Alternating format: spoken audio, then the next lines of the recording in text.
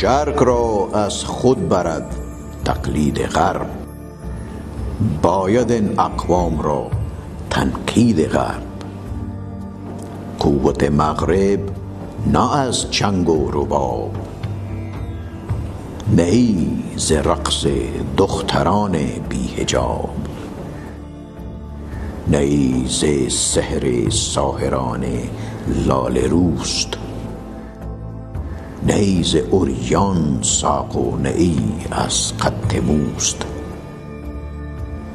محکمی او را نه از لادینی است،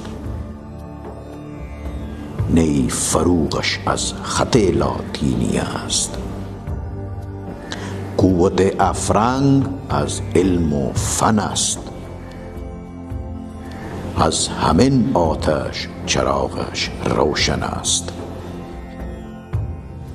حکمت از قطع و برید جامه نیست، مانع علم و هنر حمام نیست. علم و فن را ای جوان شوخ و شنگ، مغز می باید نه ملبوس فرنگ.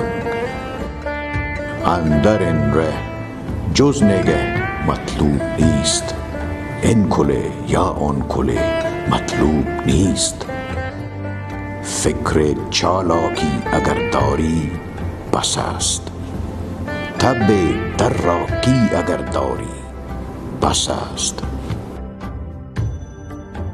گر کسی شبها خورد دود چراغ، گیرد از علم و فن و حکمت سراغ.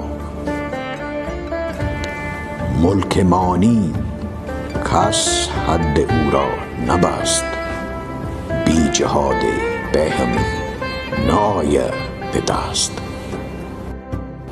سهل را جستن در این دیر کهن، این دلیل آن که جان رفت از بدن.